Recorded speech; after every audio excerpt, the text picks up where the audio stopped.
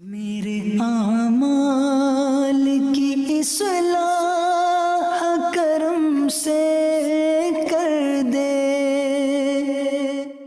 الحمدللہ رب العالمین والصلاة والسلام علی سید الانبیاء والمرسلین اما بعد فاعوذ باللہ من الشیطان الرجیم بسم اللہ الرحمن الرحیم الصلاة والسلام علیک یا رسول اللہ وعلی آلک واصحابک یا حبیب اللہ الصلاة والسلام علیک یا نبی اللہ وعلی آلک واصحابک یا نور اللہ۔ میٹھے میٹھے اسلامی بھائیوں، درود پاک پڑھنے کے بے شمار فضائل و برکات ہیں۔ مصطفیٰ جان رحمت شمع بزم ہدایت صلی اللہ تعالی علیہ وسلم کا فرمان عالی شان ہے کہ جو کوئی شخص مجھ پر ایک بار درود پاک پڑھتا ہے، اللہ تعالیٰ اس پر 10 رحمتیں نازل فرماتا ہے، اس کے 10 گناہوں کو مٹا دیتا ہے اور اس کے 10 درجات کو بلند فرماتا ہے۔ تو سبحان اللہ، ایک درود پاک پر اتنی برکتیں ہیں، تو جو کثرت سے درود پاک پڑھتے ہیں ان کو کتنی برکتیں نصیب ہوتی ہوں گی۔ تو ہم سب کو مل کر کثرت کے ساتھ درود پاک پڑھنے ہیں۔ آئیے مل کر محبت کے ساتھ بآواز بلند درود پاک پڑھ لیں۔ صلو علی الحبیب صلی اللہ تعالی علی محمد صلی اللہ علیہ وسلم۔ میٹھے میٹھے اسلامی بھائیو، آج جو ہمارا بیان کا موضوع ہے کہ رمضان کا استقبال کیسے کیا جائے، رمضان کی پریپریشن کیسے کی جائے۔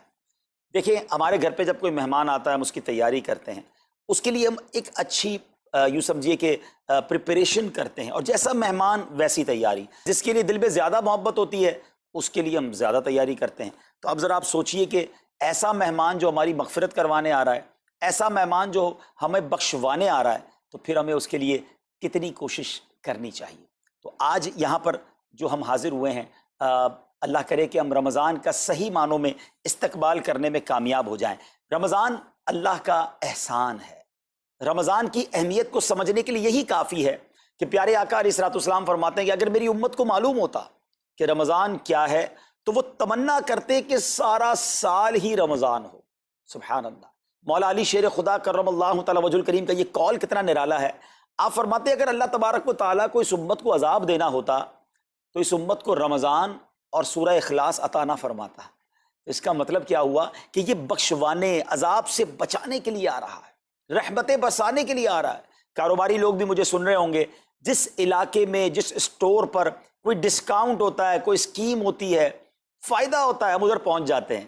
رمضان ایک ایسی اسکیم ہے، رمضان ایک ایسا بینیفٹ دیتا ہے کہ احادیث میں یہ مضمون ہے کہ فرض کا ثواب 70 گنا کر دیا جاتا ہے، نفل کا ثواب فرض کے برابر کر دیا جاتا ہے، شیطان کو بند کر دیا جاتا ہے، جہنم کو تالے لگا دی جاتے ہیں، جنت کے در کھول دیے جاتے ہیں۔ روزہ دار کے منہ سے جو اسمیل آتی ہے، جو بو آتی ہے، بعض اوقات ہم کہتے ہیں یار پیسٹ نہیں کر سکے پورا دن، منہ سے اسمیل آ رہی ہے۔ سنیے، یہ اسمیل جو ہے یہ اللہ کے نزدیک مشک کی خوشبو سے بھی زیادہ بہتر ہے۔ اللہ اللہ، ذرا آپ غور تو کیجئے، ہر سجدے پر 1500 نیکیاں دی جاتی ہیں، ہر سجدے پر سرخ یاقوت کا جنت میں ایک محل بنا دیا جاتا ہے۔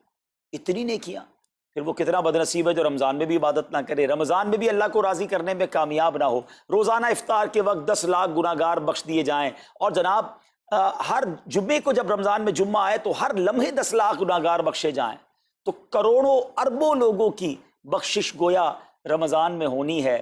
تو پھر ہمیں اس کی کیسی تیاری کرنی چاہیے، کتنا ثواب کمانے کے بارے میں سوچنا چاہیے۔ لیکن یہاں ایک اور بڑی امپورٹنٹ بات ہے، ایک تو رمضان میں نیکیاں کرنی ہے، دوسرا بڑا کام یہ کرنا ہے کہ ہمیں رمضان میں گناہوں سے بچنا ہے، کیونکہ عادتیں تو ساتھ ہی لگی ہوئی ہیں نا۔ شیطان بند ہے لیکن ہماری اپنی عادتیں، جس کی روز حرام دیکھنے کی عادت ہے، حرام سننے کی عادت ہے، حرام بولنے کی عادت ہے۔ ایسا تو نہیں ہوگا نا چاند آتے ہی سارے سوئچ آف ہو جائیں گے، وہ عادتیں ساتھ ہی چل رہی ہوتی ہیں۔ غور کیجئے کہ رمضان میں جو گناہ کرتا ہے نا، اس کا عذاب بھی بڑھ جاتا ہے، اس کی پنشمنٹ بھی بڑھ جاتی ہے۔ یہ ایسے ہی ہے کہ کوئی مسجد کے اندر آ کے گناہ کرے، تو آپ کہیں گے نا یار خدا کا خوف کرو، مسجد میں ایسا کام کر رہے ہو۔ کوئی مکہ شریف حرم میں اندر جا کر گناہ کرے تو کتنا شدید ہو جائے گا وہ۔ تو رمضان جب اتنا مقدس مہینہ ہے، اس میں گناہ کرنا، اس کی پنشمنٹ بھی زیادہ ہے۔ ایک بار مولا علی شیر خدا کرم اللہ تعالی وجہ الکریم نے ایک قبر والے کا حال دیکھا، اور دیکھا اس قبر والے پر عذاب ہو رہا ہے، اور وہ چلانے لگا، عرض کرنے لگا اے علی میری مدد فرمائیے، اللہ کی بارگاہ میں سفارش کیجئے۔ مولا علی شیر خدا نے ہاتھ اٹھائے کہ اے مولا اسے بخش دے۔ ارشاد ہوا اے علی اس کی سفارش نہ کریں۔ عرض کی مولا وجہ کیا ہے؟ ارشاد فرمائے رمضان کے روزے تو رکھتا تھا مگر رات گناہوں سے باز نہیں آتا تھا۔ روزے رکھ کر گناہ کرنے والے کو اتنا عذاب، تو جو روزے ہی نہ رکھے ایسے بھی لوگ ہیں جو رمضان میں روزے نہیں رکھتے. پلیز اس کو ایزی نہ لیں. ہمیں نہیں معلوم، پتہ نہیں اگلا رمضان پھر نصیب ہوگا کہ نہیں. پچھلے رمضان میں کتنے لوگ تھے جو ہمارے ساتھ تھے، اس رمضان میں نہیں. اور اللہ پہلے تو ہم یہ دعا کرتے ہیں اللہ ہمیں یہ رمضان بھی عطا کر دے. زندگی کا کیا بھروسہ، دنیا کی جو کیفیت آپ کے سامنے ہے کبھی بھی جا سکتے ہیں. تو پھر اس رمضان کو تو سمجھ لیں بس ایک موقع بنا دیں، لائف چینجنگ ایکسپیرینس بنا دیں کہ بس اس میں عبادت کرنی ہے، اس میں خوب سجدے کرنے ہیں، اس میں روزے رکھنے ہیں، اس میں تراویح پڑھنی ہے، اس میں گناہ نہیں کرنے ہیں. اور آئیے میں آپ کو بتاتا ہوں کہ نبی پاک صلی اللہ تعالیٰ علیہ وسلم رمضان کیسے گزارتے تھے. ایک مسلمان کے لیے اس سے بہترین رول ماڈل کیا ہوگا کہ رمضان میرے آقا کیسے گزارتے. تو مختلف احادیث کا جو سمری ہے وہ یہ ہے کہ نبی پاک علیہ الصلوۃ والسلام عبادت میں کمر بستہ ہو جاتے، بستر پر کم تشریف لاتے. بی بی عائشہ فرماتی ہیں کہ نبی پاک کے چہرے کا رنگ بدل جاتا تھا، متغیر ہو جاتا. کیوں؟ کہ نبی پاک پر خوف خدا طاری ہوتا. آپ گر گڑاتے، آپ رات بھر التجائیں کرتے.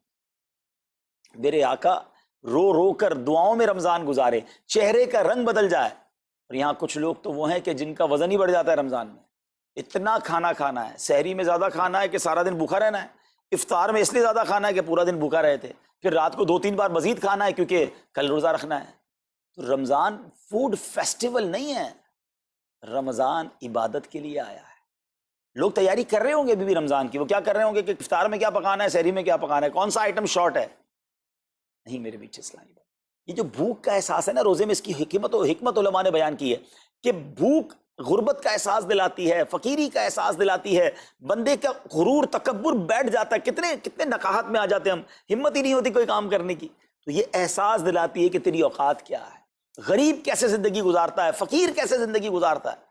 لیکن کچھ لوگ وہ ہیں جن کو بھوک ہی نہیں لگتی کیونکہ وہ اتنا کھا لیتے ہیں یا پھر سوتے ہی رہتے ہیں. روزے کی حکمت یہ نہیں ہے. نبی پاک آنسو بہاتے تھے، آقا کا چہرے کا رنگ بدل جاتا. اور پھر بتایا کہ رمضان میں جب جبریل امین نبی پاک علیہ الصلوۃ والسلام کے پاس آتے تو آقا علیہ الصلوۃ والسلام ان کے ساتھ قرآن پاک کا دور فرماتے. اور پھر ایک اور نبی پاک کا خوبصورت انداز کہ پیارے آقا ویسے تو سب سے بڑھ کر سخی ہیں، مگر جب رمضان آتا تو نبی پاک کا دریائے سخاوت ایسے بہتا تھا جیسے تیز آندھی، بلکہ اس سے بھی زیادہ. اللہ اللہ. یہ 3-4 چیزیں آپ نے اور میں نے پکڑ لینی ہیں. آقا علیہ الصلوۃ والسلام کے پیچھے پیچھے جانا ہے نا جنت میں، ہم نے بھی یہ کام کرنا ہے. یہ راتیں مانگنے کی راتیں ہیں، التجا کرنے کی راتیں ہیں، سجدے کرنے کی راتیں ہیں.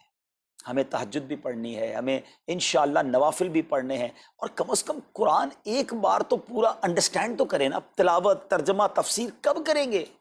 بڑی بڑی ڈگریاں ہیں، بڑے بڑے پاسپورٹ اور جناب بہت سارا سرمایہ ہے، مگر ایک بار بھی قرآن پورا ترجمے اور تفسیر سے نہیں پڑھا ہوگا. بہت سارے لوگ ایسے ہیں. ذرا سوچئے نا. اچھا یہ مہینہ نزول قرآن کا مہینہ ہے، رمضان، اور قرآن کو جو خاص نسبت حاصل ہے نا، تو اس مہینے میں قرآن کو پکڑ لیں. ہائے ہائے، اللہ کرے رمضان قرآن کے ساتھ گزرے، ہماری صبح قرآن کے ساتھ ہو، ہماری شام قرآن کے ساتھ ہو، ہم قرآن سمجھنے والے بن جائیں. اچھا میں ایک اور بات بتاؤں آپ کو، مہینہ کتنا پیارا ہے. صرف اس مہینے میں قرآن نازل نہیں ہوا، باقی بھی جو 3 آسمانی کتابیں ہیں نا، زبور، انجیل، توریت، یہ بھی رمضان میں ہی نازل ہوئی ہیں. اللہ کریم نے ان تمام مبارک کتابوں کو نازل کرنے کے لیے رمضان کا مہینہ منتخب فرمایا.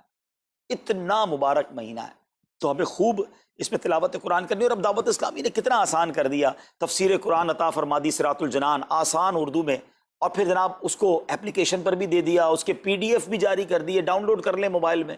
اب تو آڈیو تفسیر قرآن بھی آپ کو دے دی. اگر پھر بھی سنیں نہ، پڑھیں نہ، قرآن سے دور رہیں تو یہ ٹھیک نہیں ہے. پلیز اس رمضان کو قرآن کے ساتھ گزاری.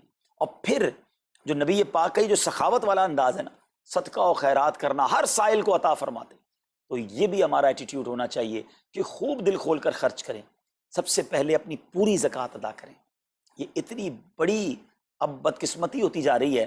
ایسا فیل ہوتا ہے دنیا بھر کے تاجران اور لوگوں سے جب ہم ملتے ہیں کہ جس طرح رمضان کے علاوہ بہت تھوڑی تعداد میں مسلمان نماز پڑھتے ہیں نا 5 ٹائم، ایسا لگتا ہے اب زکوٰۃ بھی بہت کم لوگ ہی دیتے ہیں، پوری زکوٰۃ نہیں دیتے، اندازے سے نکال دی، کیلکولیشن کرتے نہیں ہیں. اور یہ بھی فیلنگز آتی ہیں کہ زکوٰۃ جتنی بڑھتی جاتی ہے نا، ہزاروں میں جس کی زکوٰۃ ہے وہ دے دیتا ہے، لاکھوں والا بھی شاید دے دیتا ہے، لیکن جب زکوٰۃ ہی کروڑوں میں پہنچ جاتی ہے نا تو پھر یہ دل پر بھار پڑنا لگ جاتا ہے، ڈیفیکلٹ لگنا شروع ہو جاتی ہے. بندہ یہ کیوں نہیں سوچتا کہ اگر اللہ پاک نے مجھ پر لاکھوں میں زکوٰۃ ہے تو اللہ نے کروڑوں دیے تو لاکھوں میں زکوٰۃ ہے نا. اگر کروڑوں میں زکوٰۃ ہے تو اربوں ہیں تو کروڑوں میں زکوٰۃ ہے نا. زکوٰۃ کتنی ہے؟ ضروریات زندگی کی تمام چیزوں سے فارغ ہونے کے بعد جو مال تجارت، سونا چاندی، کیش یا پرائز بانڈ، یہ جو اس کی تفصیلات ہیں، اس پر 2.5% ہے. میں ایک اور لاجک سے آپ کو بات سمجھاؤں. اگر اس لاجک سے سمجھیں تو زکوٰۃ تو 1-1.5% بنتی ہے. وہ کیسے؟ ہم سب کے گھر نکل گئے، اس پہ زکوٰۃ نہیں ہے. ہماری گاڑیاں نکل گئیں، اس پہ زکوٰۃ نہیں ہے. جن کی فیکٹریاں ہیں وہ فیکٹریاں بھی مائنس کر دی گئیں. جن کی دکانیں ہیں وہ دکانیں بھی مائنس ہو گئیں. اچھا جناب، اس کے علاوہ اگر کرائے پہ کچھ پراپرٹی دی ہوئی ہے اس پر زکوٰۃ نہیں ہے. اگر ان سب پر زکوٰۃ ہوتی، یعنی جو کچھ میرے پاس ہے ان سب پر ہوتی، تو کتنی زیادہ ہو جاتی. اور اتنی ساری چیزیں نکل گئیں تو پھر تو اگر ٹوٹل پر لگائیں تو 1-1.5% ہی بنتا ہے. تو اب جب سب کچھ نکالنے کے بعد تھوڑے سے مال پر 2.5% ہے اور بھی سال میں ایک بار ہے، تو اس کو بھاری نہ سمجھیں. یہ بربادی ہے جو زکوٰۃ نہیں دیتے. یاد رکھیے گا، حدیث پاک کا مضمون ہے کہ یہ مال کا میل ہے، جس مال سے مل جائے اس مال کو بھی برباد کر دیتا ہے. بربادیاں آتی ہیں، بے سکونیاں آتی ہیں، بیماریاں آتی ہیں.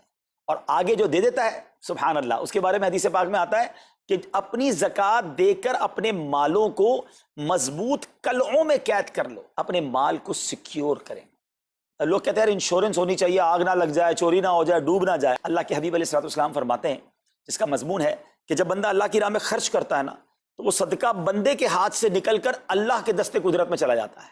اور اللہ کریم تمہارے صدقوں کو پالتا ہے جس طرح تم اپنے جانور کے بچوں کو پالتے ہو. بچہ ہوتا ہے نا جانور کا، بڑا ہو جاتا ہے. فرمایا بندہ کھجور کا صدقہ دے گا، اللہ پہاڑ جتنا عطا فرمائے گا. اس دن بھی ملے گا اور ملٹیپلائی ہو کر ملے گا. اچھا، جو ادھر خرچ کیا ادھر کیا ملے گا؟ ادھر بھی نبی پاک علیہ الصلوۃ والسلام فرماتے ہیں، جس کا مضمون ہے میں قسم کھا کر کہتا ہوں، یعنی نبی پاک تو جو فرمائے حق ہے. اس حدیث میں تو آقا علیہ الصلوۃ والسلام قسم اٹھا رہے ہیں کہ میں قسم کھا کر کہتا ہوں کہ اللہ کی راہ میں خرچ کرنے سے مال کم نہیں ہوتا. نہ ادھر کم ہونا ہے اور ادھر بھی ملنا ہے، تو پھر تو سودا اب کتنا نفع والا ہے. اور یہ آپ چیک کر لیں، پوری دنیا میں جہاں مجھے سنا جا رہا ہے کہ جو لوگ پوری زکوٰۃ دیتے ہیں نا، ان کا مال ملٹیپلائی ہوتا ہے. اگلے سال زیادہ زکوٰۃ دے رہے ہوتے ہیں. زیادہ زکوٰۃ کیسے ہو گئی؟ کیونکہ مال بھی بڑھ گیا. تو ادھر بھی بینیفٹ ہے، ادھر بھی بینیفٹ ہے، نقصان کا سودا ہی نہیں ہے. پھر چاہتے ہو بلاؤں سے بچ جائیں، تو روایتوں کا مضمون ہے کہ صدقہ بلا اور بندے کے بیچ میں آ جاتا ہے. بلا اترتی ہے، صدقہ روک لیتا ہے، لڑائی کرتا ہے اس سے، اور بندے پر بلائیں اور پرابلمز اور ڈیفیکلٹیز آنے سے اسے روکتا ہے. تو اگر چاہتے ہیں کہ برائیوں کے دروازے بند رہیں، چاہتے ہیں کہ بری موت سے بچیں، چاہتے ہیں کہ رزق میں اضافہ ہو، چاہتے ہیں کہ بلاؤں سے بچیں، ادھر بھی مال میں اضافہ ہو، ادھر بھی خزانے ملیں، تو اللہ کی راہ میں دل کھول کر خرچ کریں. اور یہ مہینہ it's the right month for generosity. یہ بہترین مہینہ ہے سخاوت کرنے کا، کیونکہ نبی پاک کا یہ انداز تھا کہ رمضان میں خوب سخاوت فرماتے. تو غریبوں کی مدد کریں، ایسی مدد کریں کہ چہروں پہ مسکراہٹیں آ جائیں، لوگوں کے دسترخوان اچھے ہو جائیں، ان کے گھروں میں بھی کچھ اچھے کھانے پہنچ جائیں. اور اس میں سب سے بہترین طریقہ یہ ہے کہ اپنے غریب رشتہ داروں کو آپ مدد کریں. اگر وہ مستحق ہے نا زکوٰۃ کے، تو حق ہے کہ سب سے پہلے اپنے غریب رشتہ داروں کو دیں. پھر زکوٰۃ بچ جائے تو عاشقان رسول کی عظیم الشان بڑی تحریک دعوت اسلامی آپ کے سامنے ہے، جو دین متین کی خدمت کر رہی ہے. جامعۃ المدینہ ہیں، مدرسے ہیں، بچے اور بچیاں عالم بن رہے ہیں، عالمہ بن رہے ہیں، حافظ بن رہے ہیں، ناظرہ قرآن، اور ان سے کوئی فیس بھی نہیں لی جا رہی. ہزاروں بچے فری آف کاسٹ ہمارے پاس ایکوموڈیشن رکھے ہوئے ہیں، جن کو کھانا پینا رہنا دعوت اسلامی نے دینا ہے. آپ ذرا سوچئے یہ امت کی کتنی بڑی خدمت ہے کہ علماء دینا، حافظ قرآن، مسجدوں کے امام یہاں سے پروڈیوس ہوتے ہیں. اور پھر آگے چلیں تو دعوت اسلامی نے اسلامک میڈیم اسکول بنائے دارالمدینہ. پھر سال کی 600 کے قریب مسجد دعوت اسلامی بناتی ہے. میڈیا کے ذریعے جو بے حیائی پھیلائی جا رہی تھی، تو مدنی چینل اردو، پھر مدنی چینل انگلش، پھر مدنی چینل بنگلہ. اب بچے مذہبی پروگرام اتنا غور سے نہ دیکھتے تھے، وہ اپنے بچوں کے آئٹمز دیکھنا چاہتے تھے. تو گناہوں بھرے کارٹونز اور پروگرام سے اور پوئمز سے چھڑانے کے لیے Islamic poems, Islamic cartoons, Islamic بچوں کے پروگرام، تاکہ بچے بھی جو ہے وہ الحمدللہ بچے رہیں. اور اب اس کی کیا زبردست پاپولیرٹی ہے کہ آپ کڈز مدنی چینل کے یوٹیوب چینل پہ جائیں، ہمارا ایک ایک کلپ 10 ملین 12 ملینز میں دیکھا جا رہا ہے. تو کون دیکھ رہا ہے؟ وہ بچے جو گناہوں بھرے کارٹونز دیکھتے تھے، اب الحمدللہ اللہ رسول کی باتیں وہاں سن رہے ہیں. پھر آگے چلیں تو دعوت اسلامی جناب یہ دینی کاموں کے ساتھ ساتھ جو ویلفیئر کے کام کر رہی ہے، غریب مسلمانوں کی امداد کا کام، زلزلے اور سیلاب زدگان کی ریسکیو کرنے کا کام، گونگے بہرے نابینا اور معذور افراد کی ریہیبلیٹیشن کا کام، تھیلیسیمیا کے مریضوں کو خون دینے کا کام، 26 لاکھ مسلمانوں کو دنیا بھر میں راشن، کھانا پانی صرف اس ایک سال میں دعوت اسلامی نے پہنچایا. تو یہ کمال کی آرگنائزیشن ہے. دیکھیں آپ دنیا کی بہت ساری NGOs کو جانتے ہوں گے، کوئی مدرسے چلاتا ہے تو مدرسے ہی چلاتا ہے، کوئی مسجد بناتا ہے تو مسجد ہی بناتا ہے، کوئی کھانا کھلاتا ہے تو کھانا ہی کھلاتا ہے، کوئی جناب غریبوں کی مدد تو وہی کام، کوئی ہاسپٹل تو ہاسپٹل۔ دعوت اسلامی ان ون امبریلا اتنے ساری ڈائیورسٹی کے ساتھ جو دین کی خدمت کر رہی ہے، دنیا میں اس کی مثال نہیں ملتی ہے۔ لاکھوں لوگوں کو دین بھی سکھایا جا رہا ہے، غیر مسلموں کو مسلمان بھی بنایا جا رہا ہے، بے عملوں کو با عمل بنایا جا رہا ہے، بے پردہ خواتین کو با پردہ بنایا جا رہا ہے، بے نمازیوں کو نمازی بنایا جا رہا ہے، ماں باپ کے نافرمان فرما بردار ہو رہے ہیں، شراب اور نشے کے عادی چھوڑ کر نمازی بن رہے ہیں، تو جہاں مریض ہیں ان کو خون بھی دیا جا رہا ہے، گھر میں بیٹھ کر میڈیا کے ذریعے اور سوشل میڈیا کے ذریعے لوگوں تک دین پہنچایا جا رہا ہے۔ تو یہ کمال کی ڈائیورسٹی ہے۔ تو میں تو سچ بتاؤں، یہ جملہ کہا کرتا ہوں کہ میرے اور آپ کے پیسوں کا نصیب ہے کہ وہ دعوت اسلامی میں لگ جائے۔ تو یہ آپ آگے بڑھیے اور دین کے اس کام میں مزید حصہ ملائیے۔ خاص طور پہ فار ایسٹ میں آپ دیکھ لیں، کوریا میں، ہانگ کانگ میں، اور جناب یہ سری لنکا میں، تھائی لینڈ میں، ملیشیا میں، کتنے جاپان میں، کتنے ملکوں میں دعوت اسلامی کام کر رہی ہے اپنی اپنی بساط کے مطابق۔ اور لیکن ابھی مزید ادارے بنانے، ہمیں ان ملکوں میں بھی بنانے، ان ملکوں میں بھی آگے بڑھنا ہے۔ تو اگر آپ بھی چاہتے ہیں کہ میرے آقا کے عشق کا پیغام، سنت رسول کا پیغام، مسلک اعلیٰ حضرت کا پیغام، نبی پاک کے دین کا پیغام پوری دنیا میں پھیلے، تو وی ہیو ٹو سپورٹ دعوت اسلامی، نہ صرف فائنینشلی، پریکٹیکلی بھی۔ ہمیں آپ بھی چاہیے، خود حصہ ملائیں نا۔ سیدنا عثمان غنی رضی اللہ تعالیٰ عنہ نے صرف مال نہیں دیا تھا، آپ پریکٹیکلی بھی نبی پاک کے ساتھ شریک ہوتے تھے نا۔ تو آپ اپنے عطیات بھی دیں، اور دنیا کے جن ملکوں میں آپ مجھے سن رہے ہیں وہ دعوت اسلامی والوں کے دستوں بازو بنے۔ کمزوری کہاں نہیں ہوتی، ہاں ہمارے گھر میں کمزوری ہوتی ہے، ہم سب مل کر کام کریں گے تو کمزوریاں بھی دور ہوں گی اور ترقی آ جائے گی، اور ہمیں اس کا ثواب بھی ملے گا۔ تو آج میں دنیا بھر میں جہاں مجھے دیکھ رہے ہیں، پلیز اچھی نیتیں کریں۔